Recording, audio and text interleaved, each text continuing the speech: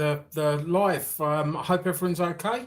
Welcome to tonight's Have You Say. Hopefully, we've got some people that are just busting to ring the hotline. I'm here with my ugly friend Richard Perry again. Hello, Richard. Hello, how are you? The number to call if you would like to speak about a topic. We've got a few topics that we've got to go through. Got a few questions that people would like to ask. But the number to call is 0758 777 1617. That is. Then I've taught him the number and he can't remember already. that is 07. 0758 777 1617. He got it right for once. That's the number, Chrissy.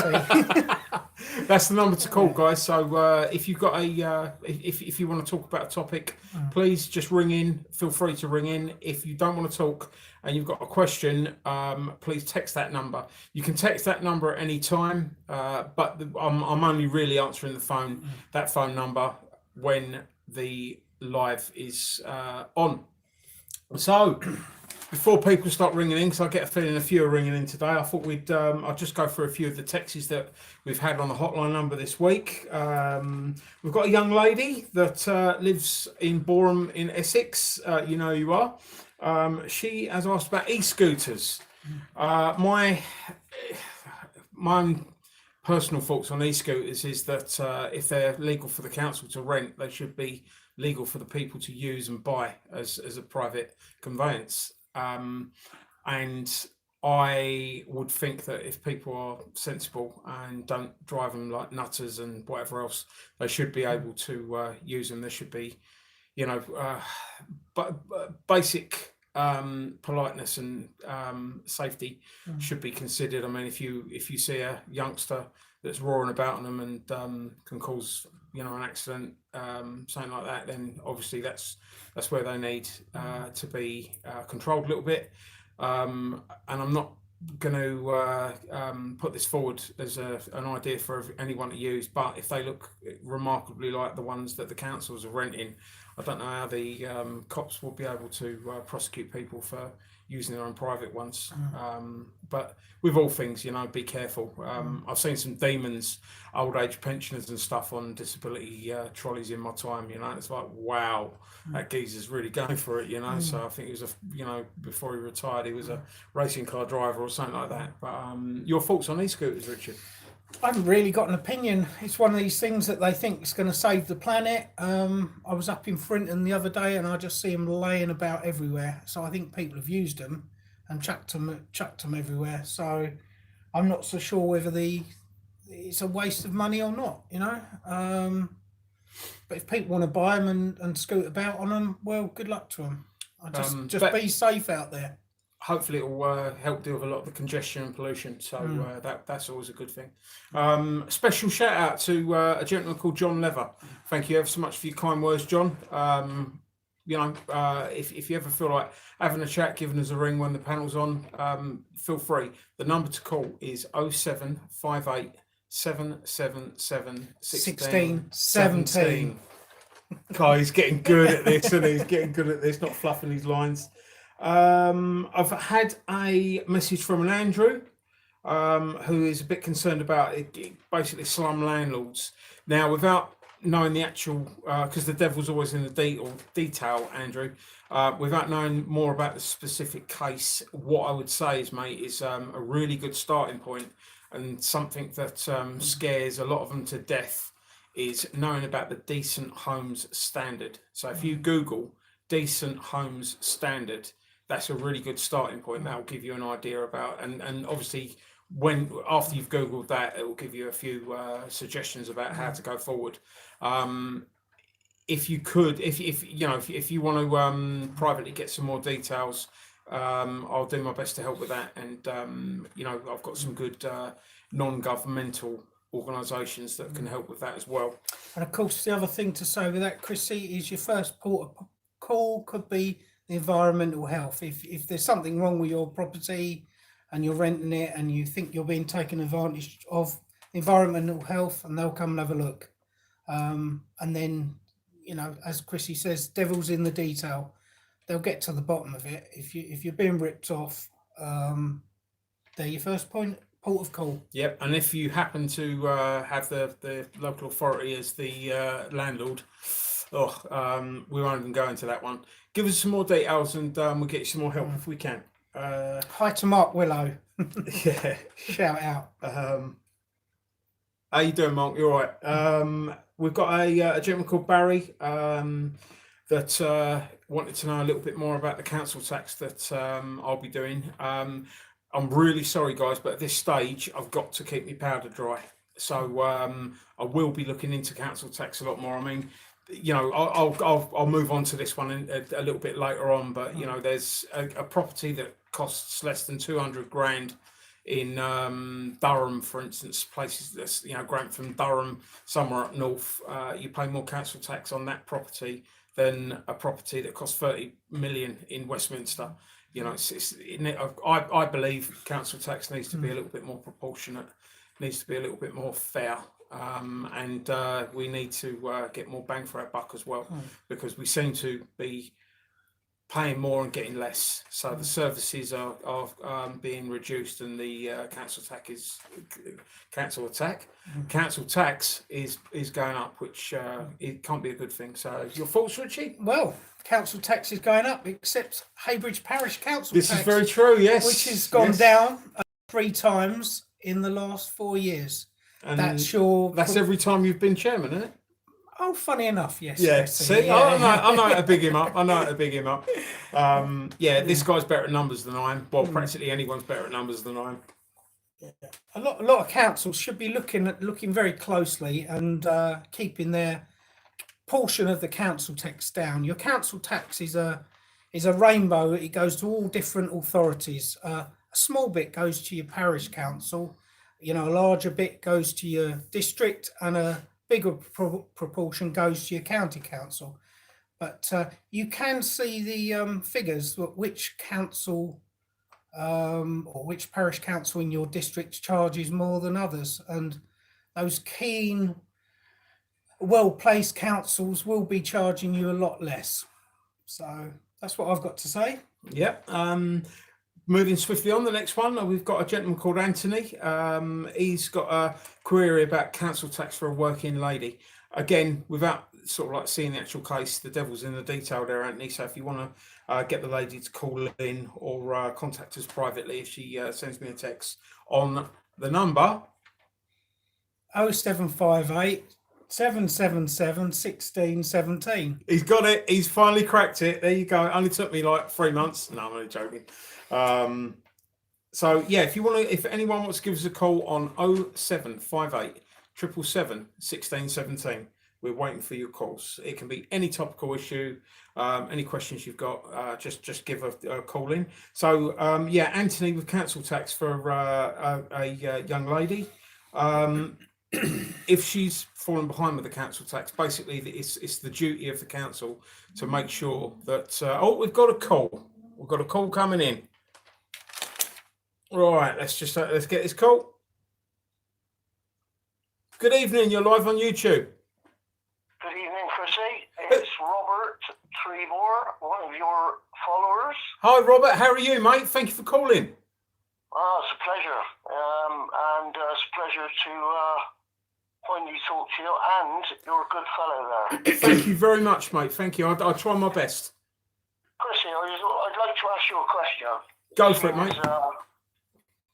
What do you think on people taking second jobs then? Politicians taking second jobs? And doing things like being able to write books and stuff like that. What's all that about? There are 2 cases for it, and my personal is that as long as it doesn't your main job should be that, you know, if you're an MP, that should be your main job. You shouldn't be allowed to take a job that might have a conflict of interests with your main job. And for instance, I mean, you know, if you're an MP and you're writing a book, you can write a book in your own spare time. You can still publish that book as long as that book isn't anything that would affect your first job. You know, serving the public and having a civil service job should be your main aim, because at the end of the day, there's no greater responsibility really than serving the populace. So that's my one. I mean, Richard. Well, if you're elected to do a job, and being elected is an honour and a privilege, believe you me, it's very hard to get elected sometimes. And when you do, you should grasp that nettle with both hands. I don't think they should have second jobs. So I think it detracts from what they're doing, and it's a distraction, and obviously a financial financial burden on the taxpayer. If your electorate is paying you effectively with their taxes to be your MP or councillor, etc., and that's your single job, your sole job, but then you've got 2, 3, 4 other jobs. Maybe you should split. You should not take. You don't have to take your allowance either.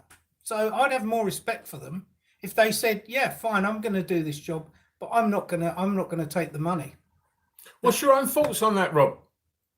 Well, I think that they should possibly be paid. I think they get paid enough as it is. In my world, if you understand what I'm saying. Yeah. But in a different world, I think, how can it be right that the Prime Minister is on less money than a football player and stuff like that? It baffles me. I think if they were given a decent amount of money, I think they do get money, but say 100k, and that's it.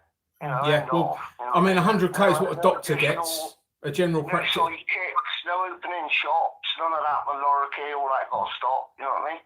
Yeah. I personally think they get enough money as it is, but like you said, I absolutely agree about the conflict of interest. Yeah. I mean, I'm not going to name my local MP, but I'm doing a bit of research on him. I think he got his hand in a few pies, which I find a little bit distasteful. Yeah, However, what I'd like to say on a more positive note, I've been watching those council meetings, and your megaphone is a star. Thank you very much. I shall tell the megaphone.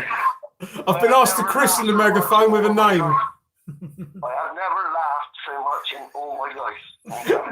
We're laughing, they're crying.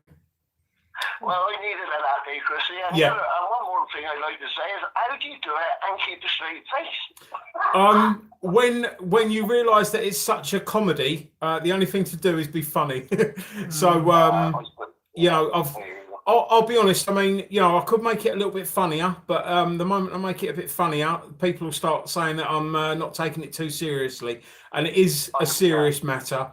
But yeah, no, I agree. Yeah, the whole idea when I got in was to make it a little bit more approachable, a little bit more funny. I mean, we're battling against Coronation Street and EastEnders, and warm houses with Domino's pizzas and sort of like trash telly. So one thing I definitely have done, which was one of my main aims, was to make my local political scene a little bit more funky. I've got young people now that are watching them council meetings that didn't even have a clue what was going on or what a council was. They just thought it was people that bark out orders. They didn't realise that they could go to these council meetings. And so I've definitely raised the profile of the local political scene. Yeah, hopefully nationwide. Yeah, that's it. And we need to get more people in, because there's too many people out there that just don't know. Did you know, incidentally, there's a website out there that tells you how many spaces there are on local councils. So it's your parish councils, the town councils, etc., etc.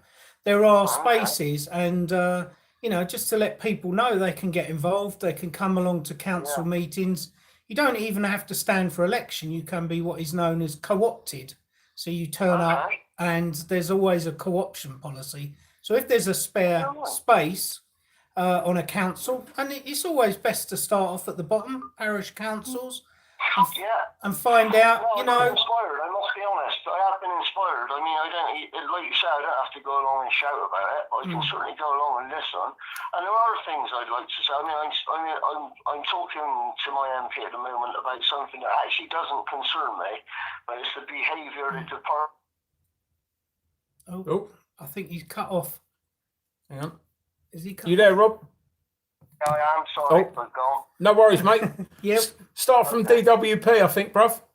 Yeah, I was I'm talking to my MP about the policies of DWP. It doesn't concern me, but the way that they bully vulnerable people is an absolute disgrace, and I wonder why these people can't be challenged. And I'm confronting my MP about it time and time again, and he keeps, I don't know, placating me and trying to manipulate me around. I won't let it go, you know what I mean? It's becoming a bit of a sore subject for the both of us. They say things like, so one of my friends have recently had a successful appeal, but he's not completely happy with the amount of points he's got. So he's asked them to reconsider it. And what they say is, yeah, we will reconsider it, but you do realise that you might lose everything. So Always he said, the way. don't bother. Don't bother then. He said, leave it. Sounds I like think that's a disgrace. sounds like a bit of a veiled threat to me. And just to let you know, Yeah, I know that. just But to if you think about who they're dealing with, Yeah. which are vulnerable people, it's an absolute disgrace. Just that itself, I think, is disgusting. So anyway, I'm having a little go with my local MP, and we're getting all right about it. You know, we're amicable. Like, no swearing, no shouting. I always remember whoever I'm dealing with on the telephone. This is a good message to everybody. It's somebody's brother, mother, sister, auntie, uncle. Be kind. be polite. Be polite to people. Yeah. And just to let the viewers know, there's probably about 20,000 seats available in the UK on various councils, and there are probably thousands of seats empty at this moment in time that people out there should just go for. Yeah, I'm going to go along to one. I was inspired. I've been inspired. I never, like Chrissy just said, had I not watched this video, I don't know what goes on in a council meeting. I've never set foot in a council office in my life.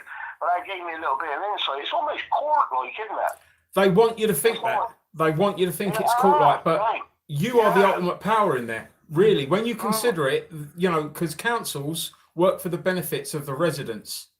So you're really the power. And if you just look into having your 2 minutes of public speaking time, you'll start to work out that you can get a voice. Because I believe, you only get the 2 minutes in most council meetings, but those 2 minutes you'll be talking directly to the people that are elected, and that's your voice in. So folks, just go to your website of your local council, have a look at the public participation aspect of it, and have your 2 minutes say. Let them know what you want and what you're thinking, because a lot of them are just aloof and pompous, and maybe I'll bring the DWP up at that. Actually, I might get more swing. They'll probably turn around to you and say that they can't deal with it there. And this is one of the things that I'm going to go on a little bit later. The doctor's provision in my district is awful. We've got, it's almost 2,000 patients per doctor. It's one of the worst in the country, apparently. And I've been continually told that I'm not allowed to bring it up because it's nothing to do with us. At our level, we can't deal with it. Well, my point will be that I'm going to make enough noise at this level, so hopefully the next level have to do something, and it will eventually, the meek shall inherit the earth. Will eventually have so many different voices, and this is for you, Rob, as well. The DWP, they're not going to change unless they're forced to, and if no one speaks out, it won't change, because they'll just say, no, there's no problem, no one complains, we're not getting any problems with it. I don't have nothing to do with it, so I just see it's my duty to have a pop at them, really, because quite a few of my friends, and certainly over the last couple of years, have had quite a lot to do with them, and I've been absolutely staggered, you know what I mean? And I think there's a saying, unless you actually it's not until you get involved or get admitted or get into these systems that you realise just how bad it is. Yeah. Apathy is the worst thing, mate. I sometimes think, apathy's worse than evil sometimes, because you're not doing anything, and that is, we've all got a responsibility to make the world a little bit better, and hopefully, with a little bit of unity, we will. So, any other questions, Rob? No, I'm going to let you go there. It's been a privilege and a pleasure to speak to you. No, thank you ever so much for calling in, fella. It's really nice to hear from you. And Excellent. hopefully Good you've work. inspired a few people with what you've said today, mate. Well, that's very kind of you. But listen, to the better of you, keep up the good work, because without people like you, we've had it. Thanks, mate. Thanks for phoning. Yeah, and we will. Rob, you take care, fella. I will do. Cheers, Take care. mate. God bless you. Take care. Bye. everyone. Bye. Bye. So there's our first call of the evening. Thank you very much for that, Rob. If you do have any questions, if you want to bring up a topic, if you want to have your say, you need to call 0758 777 1617.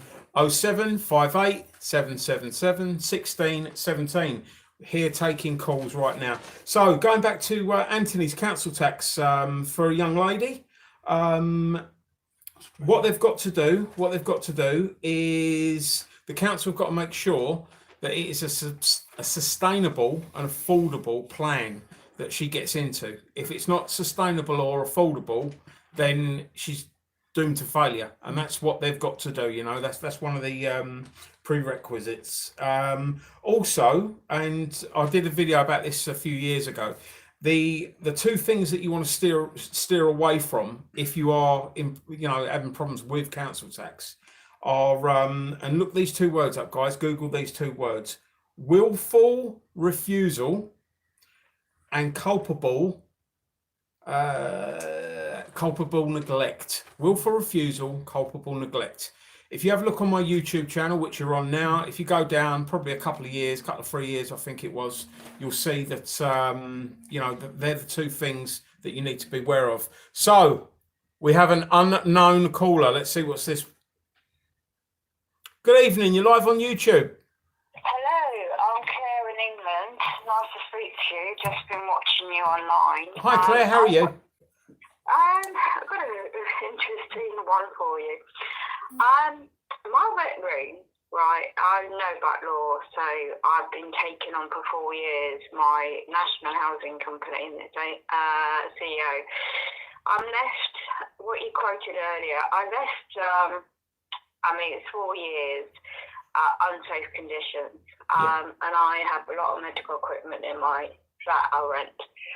So basically, oh gosh, you name it, every breach of health and safety has happened. So basically, winter time coming up again, and I'm left in the same position again. And what you quoted earlier about health and the environment health, the policy in my area, Gender 2030 going on here, really have no really power in a sense of what they do, what they can do, because now with the lockdowns, for disabled people in my situation, there isn't anywhere else to move to, okay, because the shortage now is you hear it on the news, haven't we? Social care and health. People are leaving because they don't want to take the jab, you know. So I'm safe in my home with my own private arrangements with my private friends, okay? But what's going on, and this is, I don't know who else has got family or friends, similar position, what the housing have been doing, and you can't make this up, and of course I'm doing my documents myself, they are using the presumptions being made, which I've already done my rebuttals, that now they're trying to twist, not to do the repairs, which, by the way, all it was to start with was a rotted floorboard in the wet room when they took the lino up and found a report 2017 shot me and I had a heart attack. I just literally had a heart attack because of their failures in their duty of care. And long story short, they've been trying to get me out my flat a 10-year tenure since 2000. I've been renting 2009. The contract started, so I know my lawful rights. And basically, in a nutshell, because I know my rights, and I've been trying to get a remedy, and I've been negotiating for 4 years. Now, on top of this, when I had the heart attack and ended up reduction in my physical health, on top, I can't walk, so I'm wheelchair dependent, and I'm not that old either. I'd thought in hindsight, before the lockdowns happened, that in 2018-19, that I would be getting a reassessment in the Adult Health Social Care Act 2014. And within that process and statute law, what should have happened didn't happen. And I got a report the local national housing, well, it's called Health and Social Care Ombudsman in Coventry. The investigation report confirmed maladministration. But not just me, there's quite a lot of disabled people in my area. And my council area was the national first one to go into receivership and financial difficulty all over the national news. So it didn't help. I live opposite the building. Yeah. And what remedy could they offer? Well, they couldn't, because by the 1st of the 4th, 2021, they changed to a Kango, I call it Kango Council. Kango, yeah. Yeah. So therefore, all their policies changed. So I thought, to this new CEO, she's got an elderly woman in care, a mum, but she pays for it. So I sought clarification for the new full terms conditions as a result, and what can now be offered because you work differently than partnership. It's called now partnership working hubs, where now with the lockdown 2020 to date, what they're doing, and that's, I don't know if it's up in your area or else, but in my area I found out they got the all the public health mainly, in conjunction with housing, everything public funded is in one building, but in hubs. So I had to dig deep to find out, well, where does that leave people like me? It doesn't really leave us anywhere, because there is cuts in, you're paying council tax for the social care, but it's mainly going into an NHS purse. But then, you know where the people are leaving, unless you take the, offer jab. If you don't want to take it, they're making presumptions about disabled people's mental capacity now, and I don't even know that. Yes. So, yeah. Yeah. So They actually changed the Mental Health Act or whatever it was. They brought in the coronavirus legislation that only one doctor. One per, oh mate, they're very, very worrying.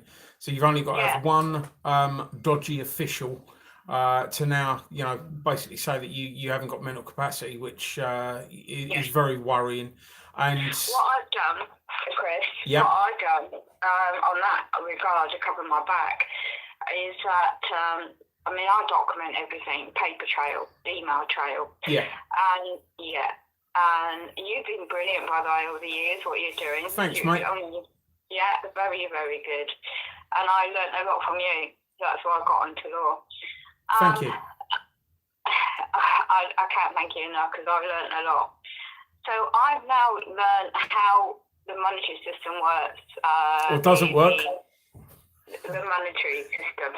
Basically, about the birth certificate and our trust account created by the Crown Corporation in London originally. So unless you claim the Live Life claim, record back, as stating that you're alive, and it's a process. It's complicated. I've tried.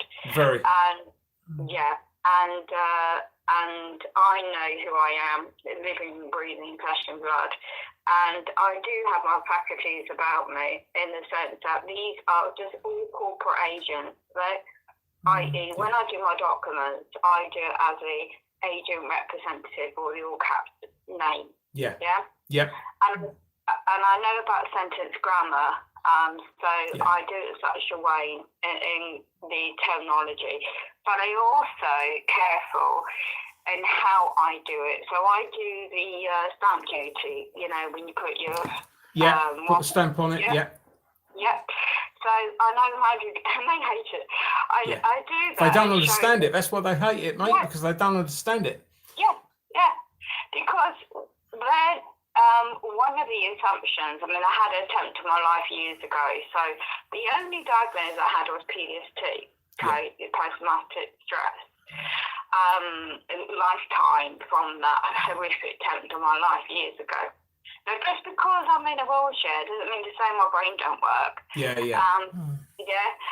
So, A lot of the time, your brain works better when you ain't got to worry about your body so much, maybe, you know. So yeah, so the assumption they had to go on to try and stitch me up in there, sort of like, I produce the documents, I could go on dunandbradstreet.co.uk, yeah, I produce the evidence of all corporations and find out who the CEO is, and I email directly, and I'm careful with the wording, and if they don't get the emails, I'll send it by recorded post. It's a bit like with the when they see one claiming the offer of a benefit, and that's why I'm careful, because they can then make assumptions, well, you're claiming housing benefit or the disability benefit.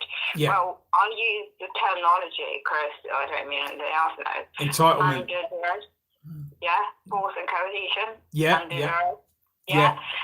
And how I autograph it is the letter capital B dot C in front of my normal signature. Yeah, so it's under duress, really. yeah. So because of that, they've got to get me on something else. So what they're trying to do again, like make up for false repairs.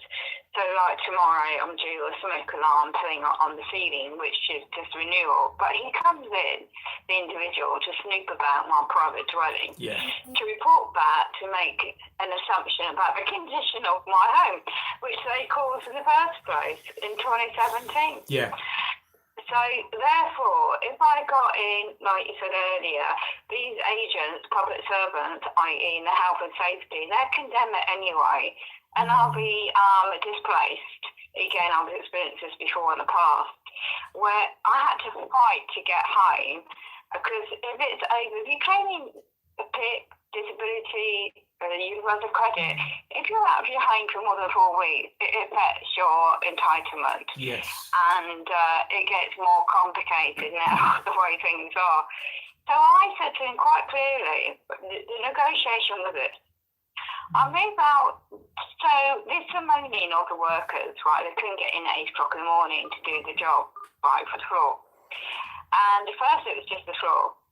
And so my care doesn't finish till about 12. So I'm bedbound until 11 till 12. My care is done, and then I'm up in the wheelchair, and I can facilitate what needs to be done. Yeah. No, it wasn't good enough, was it? So they moaned. So this is where it all goes to, where they was just really contractors, have a job to do, they want to get on to do the job early. Well, they don't really know what disability reasonable adjustments really is about, because they just Equalities Act 2010. Yeah.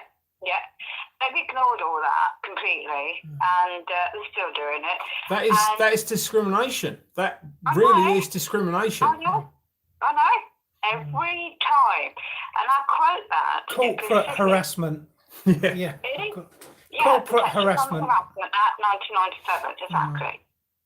So when I put that also in my counterclaim, my affidavit of truth, a statement, they've ignored that too. You name it, I have done it for the past 2 years especially.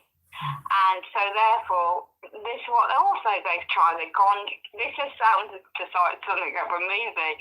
They've gone to I rent my medical equipment off the contract, how it works, primary care.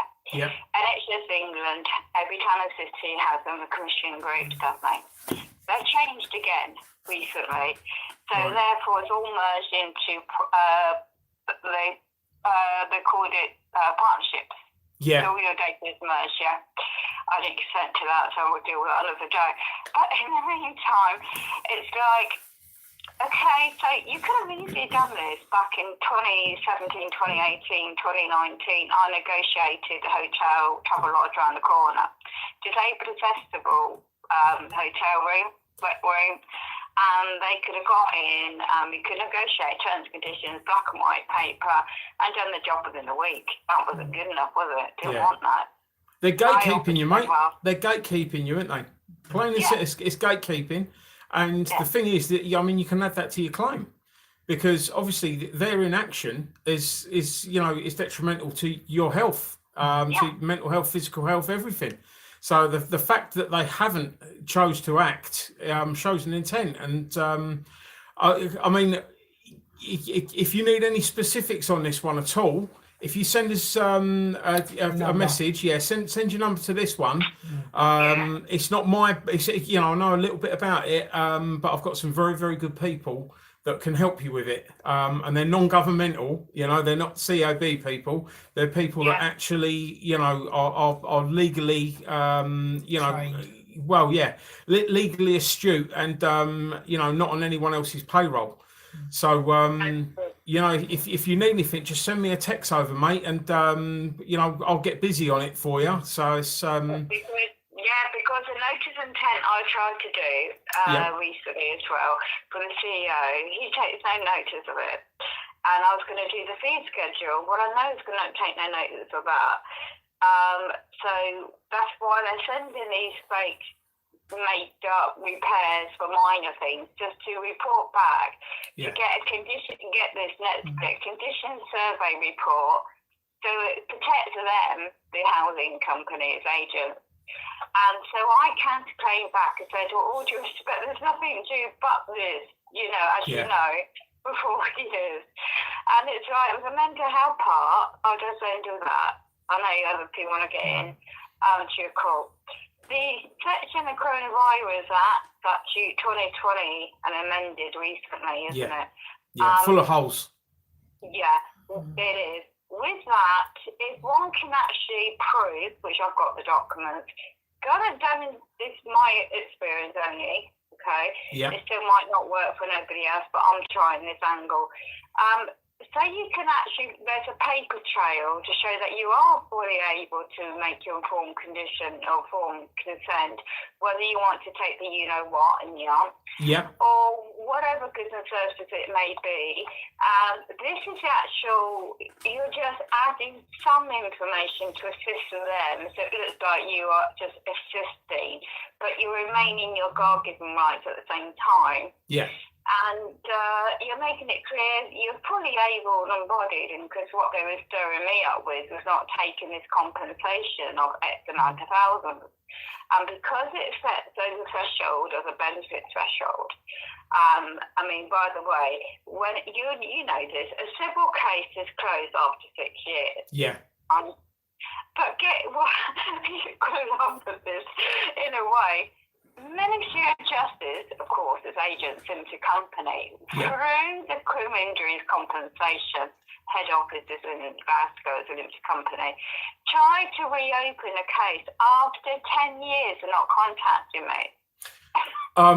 Statute of limitations, I believe, isn't it? It's all 6 years fixed around that, But I mean, the way they can say is that you've registered an interest or something like that, isn't it? They can say that we sent a letter and you replied to it, or we phoned you and you responded, or something silly like that. But the simple. I caught them on that. You're right, because I visualise that was it, because they reopened it out of nowhere, so I used their own clauses back to them with the conditional acceptance clarification. What is it you require? So these corrupt, so-called judges were trying to imply I didn't respond when I got all the evidence, and I did the affidavit this year, March, to cover myself. Because they're trying, pathetically, they were trying. Her correspondence isn't comprehensible, or these big words that I use. Are you using legalese, young lady? Pardon? Are you using legalese on them? God, they're saying that you ain't comprehensible. God, mate, some of the stuff that they throw out is is absolute. I'm going to say it, bollocks, to be honest. What was going on with the mental health card, you see, to try and wrap up the housing subject. Sounds to me like they're trying to scare you with that one, mate. They are. Intimidation. Yeah. That's it. Yeah, it does sound that way. Yeah. I will message you. Thank you. No worries. Have you got any other questions for us at all? And if you could text us over your number, I'll try and get you the best help I know. Okay, that's brilliant. No worries, mate. No worries. All the best. Take care, darling. Thank you for your time. Bye. Thank you. Bye. Oh, what is that? Yeah. Thank you ever so much for that one. What's the time? 1:45. Oh, 1:45. So 10 minutes. Right. 20 minutes. Anyone wants to call, you can still call. The number is 0758 777 1617. He's got it, isn't he? 0758 777 1617. Here we go. We've got another call coming in. Oh, is it working? It's frozen.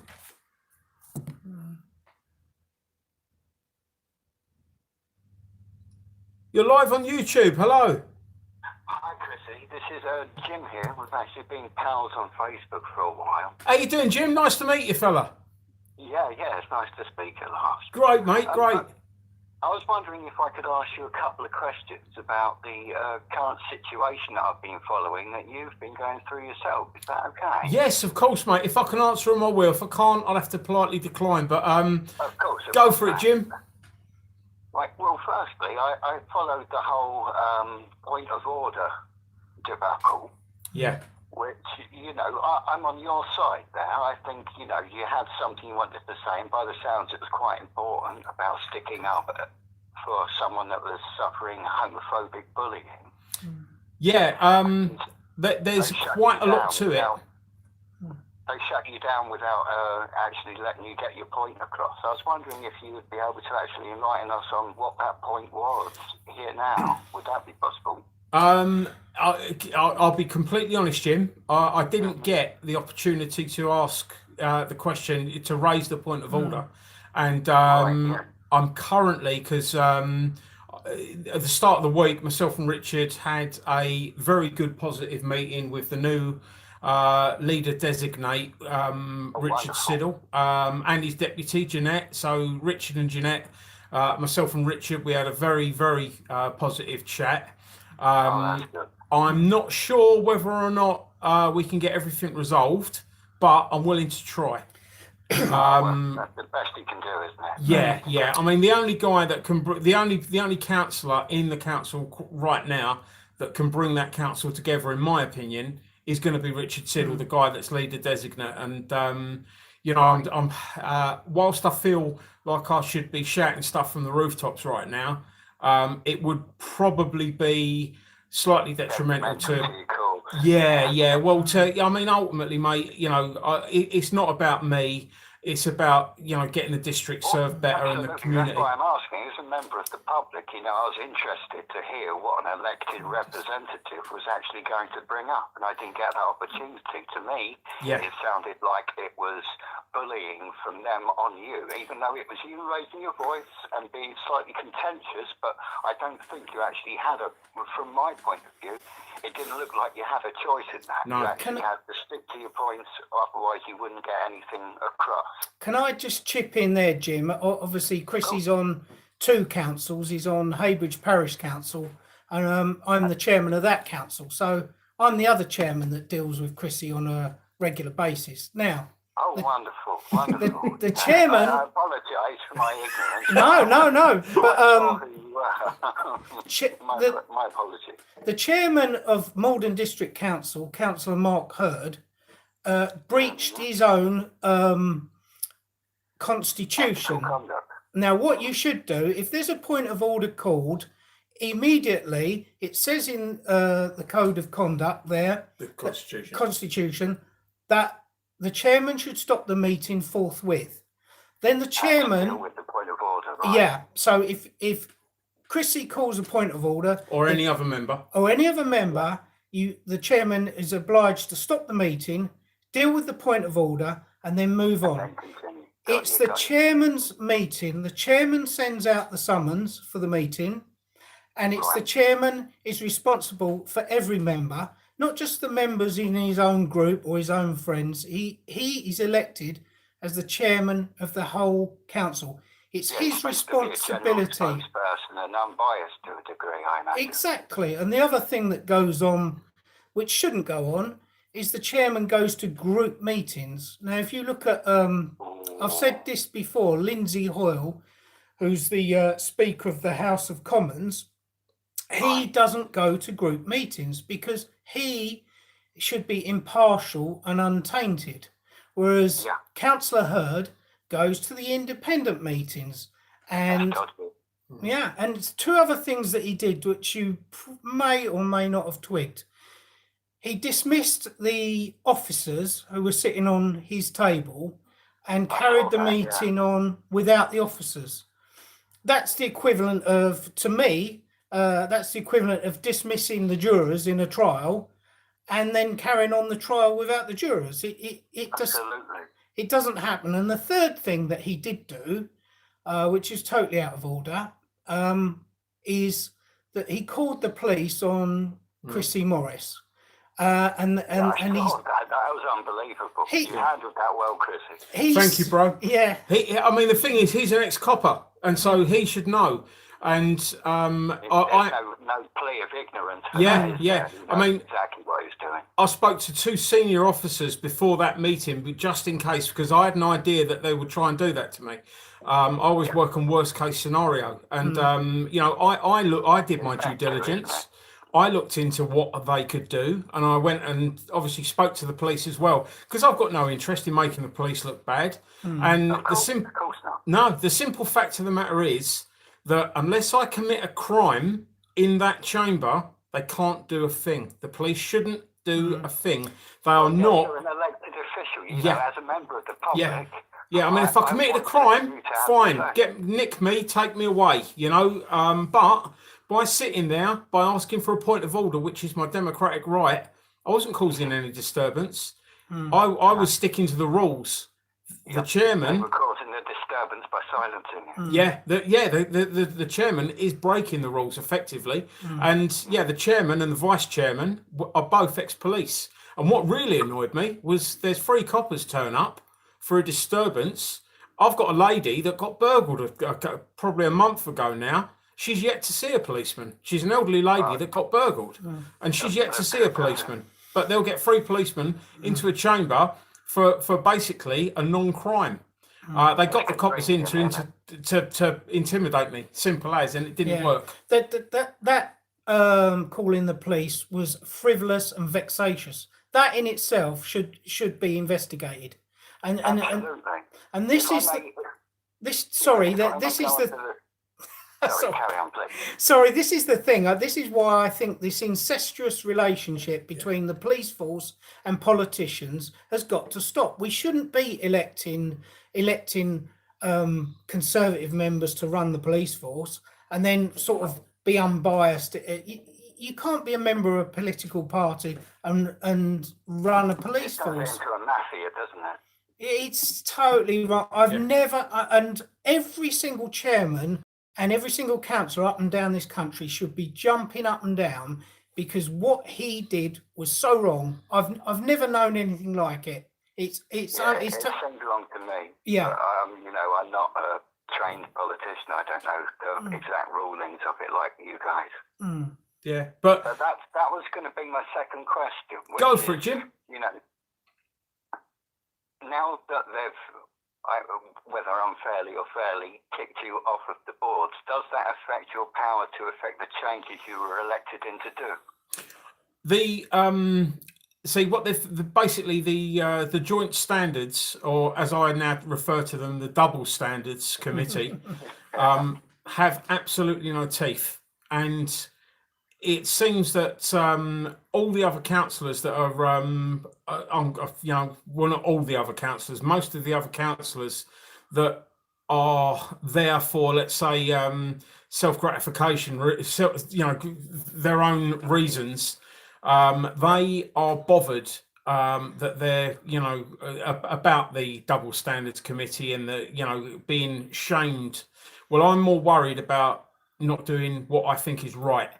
So your integrity. Yeah, I really, I'm not sort of like a silver spoon guy. I'm just an average guy, average intelligence. We've had a few chats on a few occasions. Your integrity comes first, and that's what I've always respected. Even if we don't disagree, we agree to disagree. Yes, Jim. Yeah. And the thing is, I've noticed stuff that just plainly isn't right. And one of the things that I'm going to be asking most of my other councillors, and a few of the other councillors have privately said that they was unhappy that I wasn't allowed to Me have my too, point me of too, order. yeah. Yeah. Oh, yeah. And the thing is, Not though, with them, mate. none of them that was in that room voiced that. Now, for whatever reason, whether or not they felt intimidated, because, Yeah, you know, I mean, probably. I wasn't intimidated. I've had a lot worse in my life. So, you know, but I did feel that the whole room was against me. And that sort of like, you know, is not a good thing. The And ones that didn't speak up, they were like the bullies people standing next to the bullies. weren't they? yeah, They were yeah. like, But "They get on." I can understand that a lot of them would have felt would have felt they were putting themselves in the firing line if they had have stood up. And I'm not too bothered. I didn't need any of them.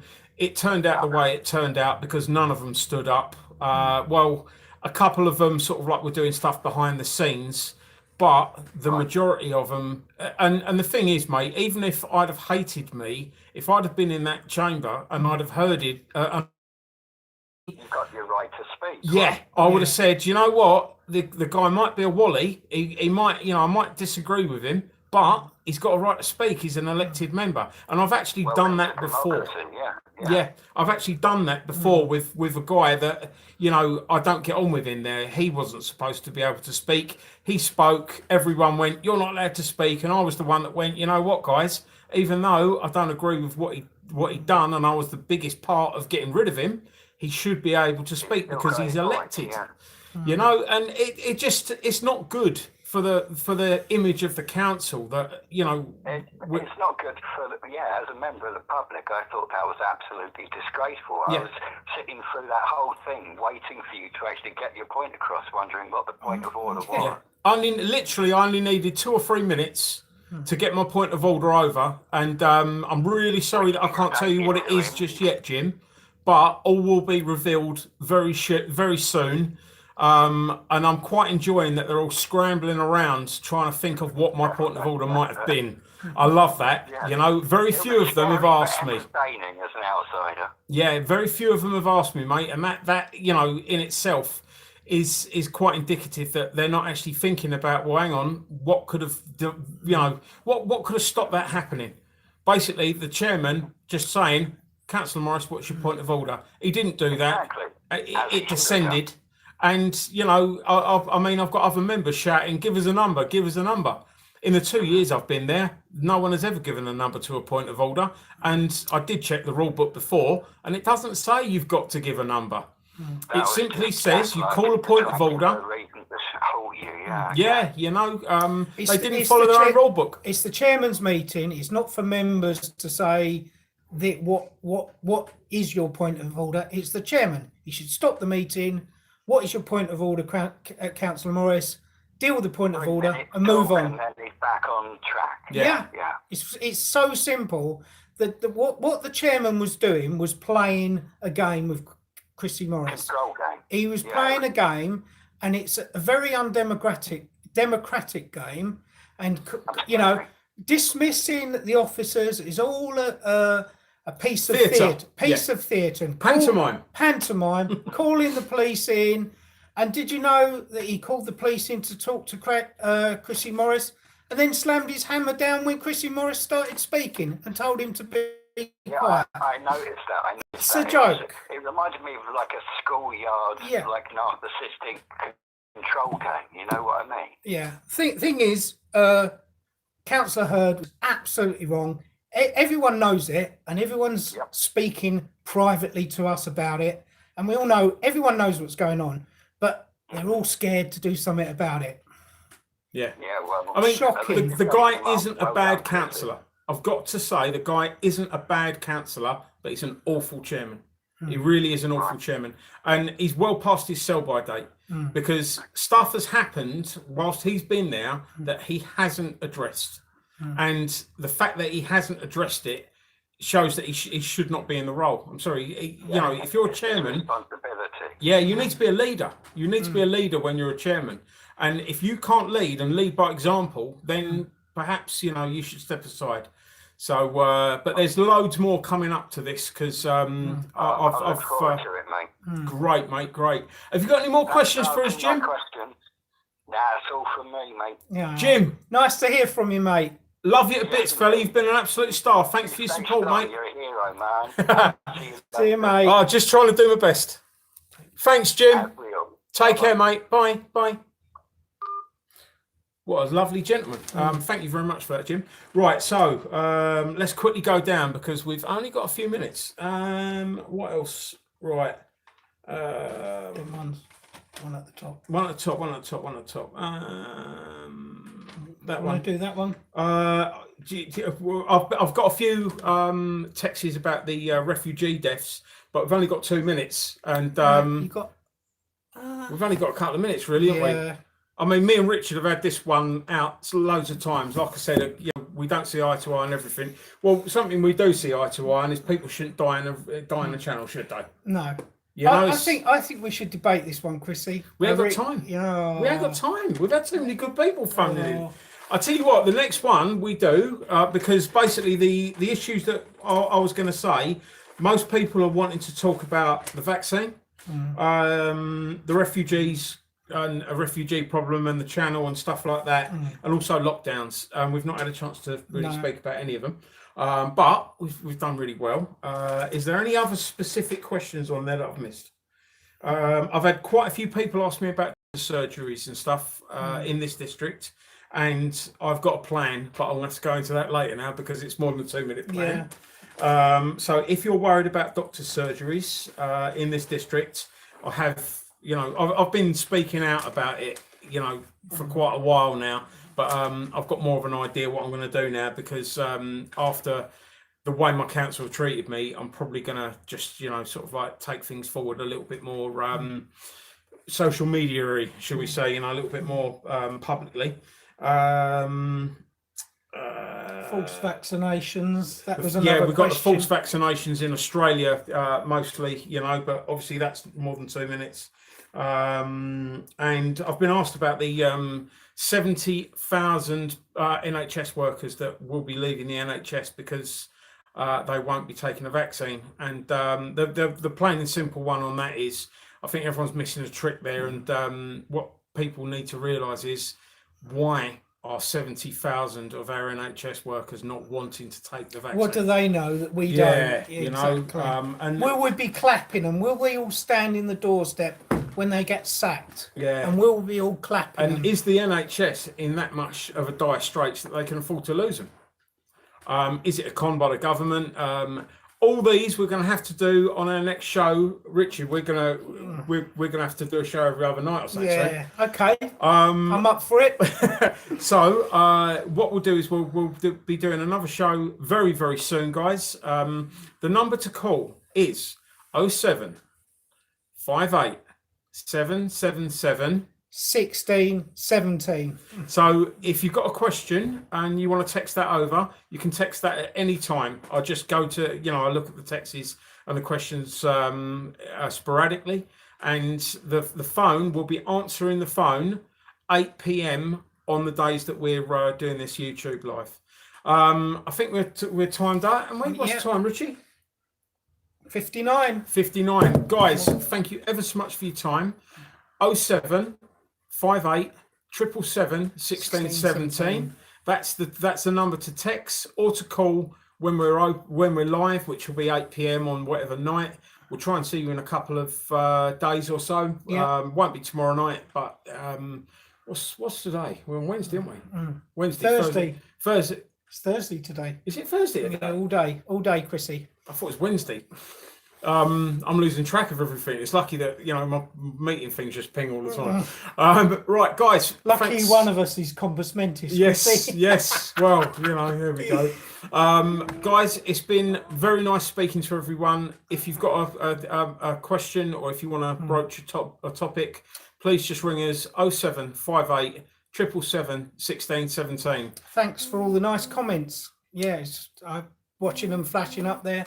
Thank you so much, guys. Really appreciate it. Be careful. Take care. Don't do nothing I would. You take care, guys. How do I stop this? It's that one, isn't it? Bye for now. Take care, folks.